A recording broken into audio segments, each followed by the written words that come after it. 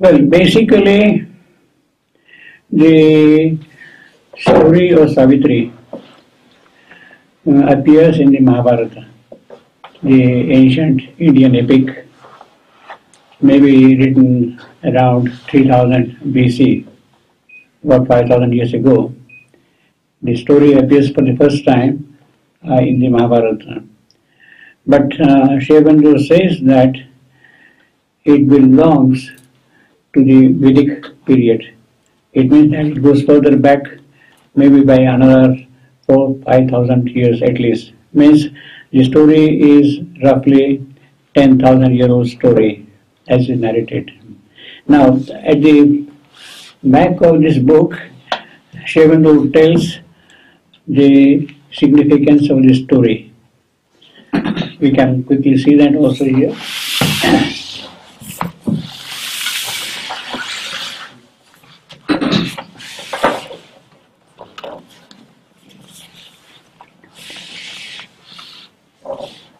The tale of Satyavan and Savitri is recited in the Mahabharata as a story of conjugal love conquering death. But this legend is, as shown by many features of the human tale, one of the many symbolic myths of the Vedic cycle,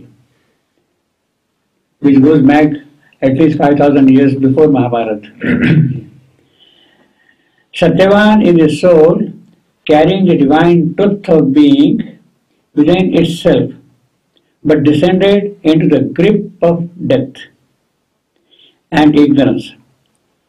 Savitri is the divine word, daughter of the sun, goddess of the supreme truth, who comes down and is born to save. Ashwapati, the lord of the horse, her human father, is the lord of tapasya, the concentrated energy of spiritual endeavor that helps us to rise from the mortal to the immortal planes. Jivatsena, lord of the shining host, father of Satyavan, is the divine mind here fallen blind.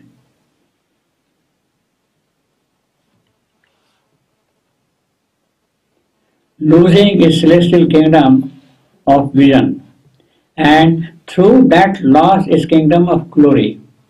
Still, this is not a mere allegory.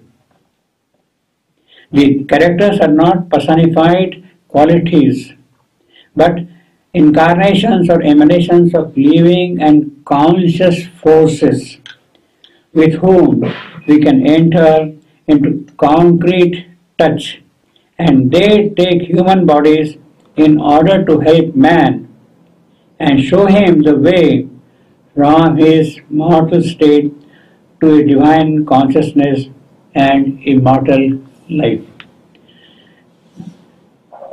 Now, this is a letter which Shevendra had written to one of his disciples in the 1930s, explaining the significance of Savitri, the tale of Savitri. At that time, Savitri, of course, did not exist in this form. He had made a number of drafts and it was still being worked out slowly, you see. But people knew, the disciples at that time knew, that he was working on a major epic, which later on was called Savitri. And they wanted to know what that Savitri is. And in response to that, he had written out this letter.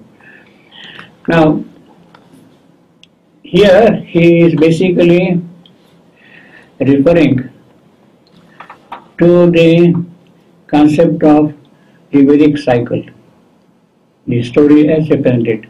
But Shevendra has extended that thing beyond the Vedic cycle, in the sense that it is not only conquering death, but also converting, transforming this life into the divine life. In fact, that is the basic message of Savitri.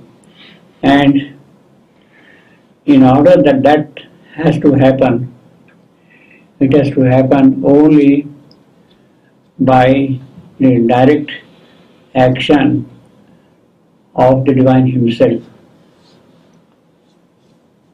The transformation is a thing which has to happen only by the divine action itself.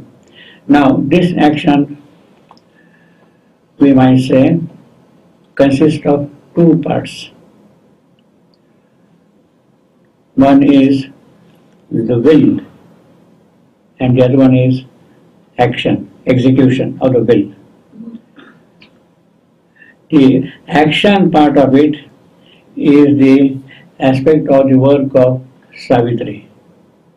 The will, what we would call sankalpa, is an aspect of Ashwapati. Ashwapati, that phrase by itself means, Ashwa means horse, Pati means the Lord. And Ashwa in the Vedic terminology stands for life forces. So he is the master, he is the Lord of the life forces. All the life forces are entirely under his control. And only when he becomes Ashwapati, the Lord of the life forces, then the work can begin. So, that is what Ashwapati would mean. Same way, Savitri, its root is in the Sanskrit language in what is called Savitra. Savitra is a sun god. You can say in our language, supermind, the supramental sun god, Savitra.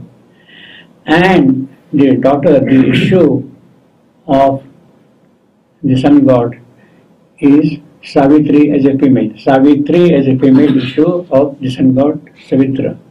So basically you already see in these names the divine play or intervention or what you want to call it, or action taking place upon earth in the mortal world. Mortal world, that is the earth. In Sanskrit, it is called Mrityu Loka, the world of death. Mrityu Loka. And it is in this Mrityu Loka that the action has to take place. Now, the whole problem is the problem of manifestation, of creation. Why Mrityu Loka, why these personalities or great powers should come and do all those things? It is the problem of creation. And what the Upanishad would say is that the Supreme, in a very suggestive manner, says, the Upanishad says, the Supreme felt himself alone. He was absolute. There was no companion of him. And he decided to have many. Let me be many. That is his will. Let me be many. The phrase is Bahusyam Praja Yeti. Bahusyam many. Let me be many. And in order to be many, the whole process started. Now, how did the whole process start? See, if he is going to be many in his own world, then there is no difference between one and the other, because they know each other very well already. The formulation of a distinct individuality, a quality, his own nature, is not possible there in his own transcendental world. Therefore, what does he do? He totally withdraws from himself. Totally withdraws from himself. And he becomes the void. The moment he withdraws from himself, he becomes the void. And it is in that void, then things start happening. The individualization starts taking place from that. And it is that process of the Bahusyam Prajayate, of manyness, begins there.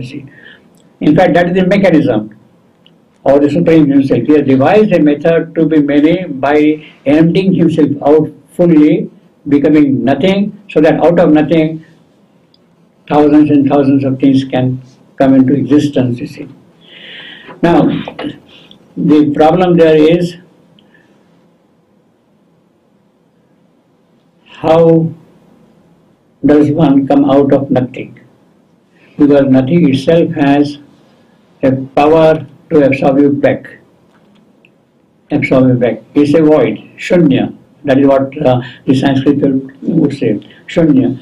It has the power to withdraw everything which is present there. So in order that that should not happen, the divine enters into the void himself and puts himself as a concrete presence in the void.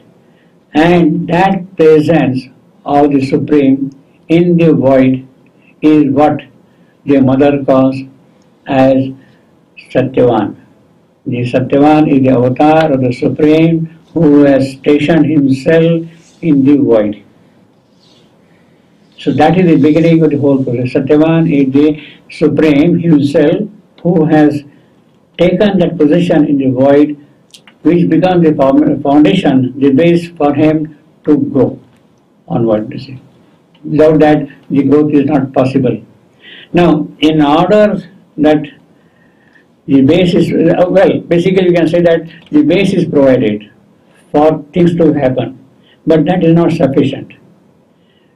So constantly there has to be also the descent of the Supreme to lift up things slowly, one by one, like that. That is the process of the creation. In fact, in the story of creation narrated by the mother, you have all these great details. Maybe sometime we can read them also, or unless you have not read them, you see. So now what happens there is that the Supreme himself comes again and again to establish higher and higher levels of consciousness. He comes through the process of evolution. He builds up now gradually greater and greater states of consciousness, produces or gives rise to different forms constantly. And now, so in the beginning you had the material creation, then you had the life creation, then you had the mental creation, and beyond that will be now the creation of the higher being, what the mother calls, what Shivananda calls the supramental being. Now the transition from the mental to the supramental is a very radical kind of a transition. It does not happen so easily as perhaps the way the transition from life to the mental has taken place. There has to be a different kind of a tapasya to be done for that transition to take place. And for that purpose, the divine comes himself as what we would call an avatar. He comes again and again to do tapasya here, yoga here, so that with the occult force things can be lifted up and developed into a full consciousness. Now, there are two things again here. One is, as I said, the will, and the other is the action, the execution. The execution part is the part of what is called Shakti, the force, the consciousness force. The will is a part of the Supreme himself as being, as soul, as Purusha. In fact, in Savitri, you will find constantly mention of these two things, presence and power. Shiva, Shakti. Well, he doesn't use the word Shiva and Shakti, but effectively that thing, presence and power, being and nature, the self and consciousness. These are constant pairs which appear in Savitri. Now they represent in this language of the legend as Ashwapati and Savitri. Presence would indicate the presence of Ashwapati, and the power would indicate the presence of Savitri. She is the one who executes the work. Now, it is from that angle, if you see Savitri, basically this is a poem of running into about 24,000 lines. Complete poem, 24,000 lines. Of these 24,000 lines, roughly 12,000 lines are devoted to the work connected with Ashwapati or presence, and the other 12,000 lines to the work connected with Savitri. So, in a certain sense, this is a kind of this is an epic which is comprising of two epics in one. The epic of Ashwapati and the epic of Savitri as it combined in one. So, in a certain sense, one might say that to call this as Savitri, emphasizing only the work of Savitri and not so much of Ashwapati, would be little inapplicable. Why you are calling this Savitri when half of the work is connected with the work of Ashwapati?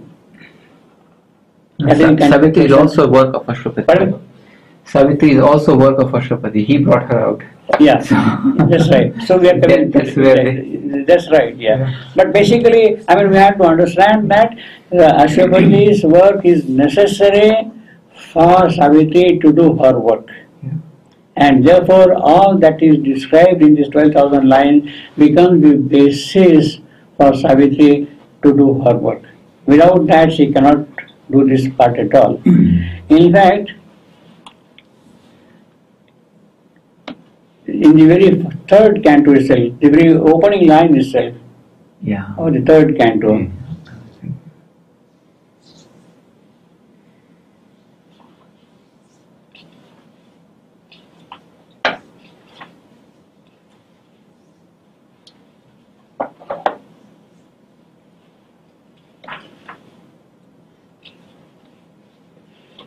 Five point one in this line.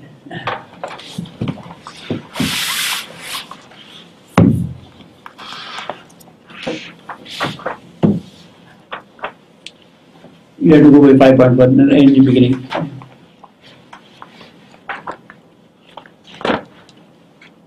No page numbers.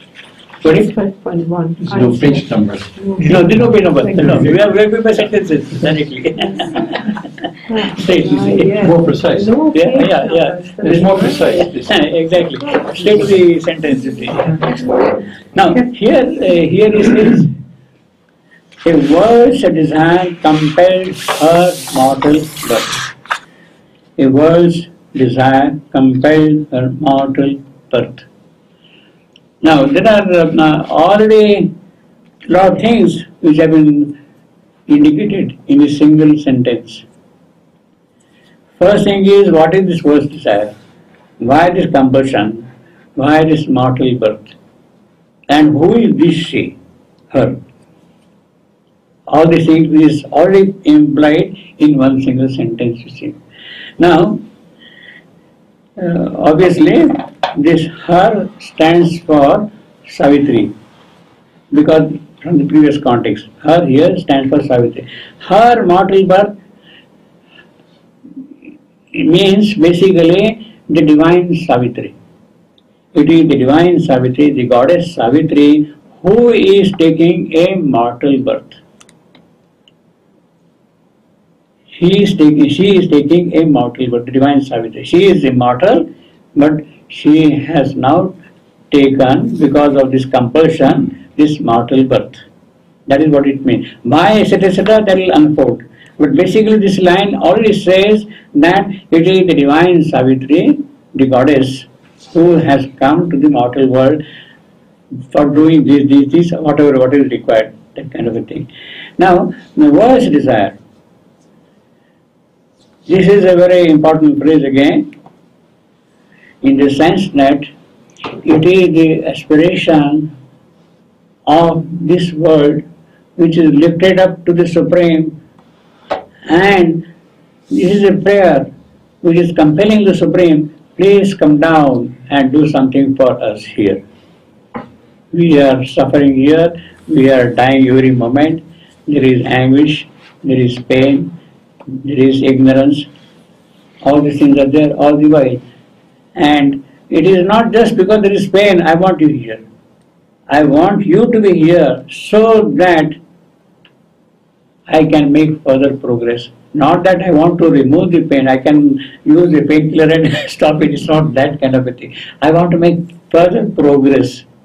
Therefore, you please come down to this mortal world. That is what this world. It is basically a desire, an aspiration of the human soul, invoking the divine Savitri. Please come down and take a mortal birth. Now, was desire compelled? Obviously, the prayer is very strong, very powerful prayer. Therefore, she obliges and comes down as Savitri. Yet, there is something which is not complete in the sense that our desire, our prayer, our invocation doesn't have that strength enough, that power enough to really compel the divine, please come down and do here. It doesn't have that. We say we pray and all that thing, but it is a very weak kind of prayer. For an issue of this kind, our prayer is not really strong enough that way. It doesn't reach really that height. Our prayer does not really reach that height. Now, it is Ashwapati who carries this world desire to the Supreme.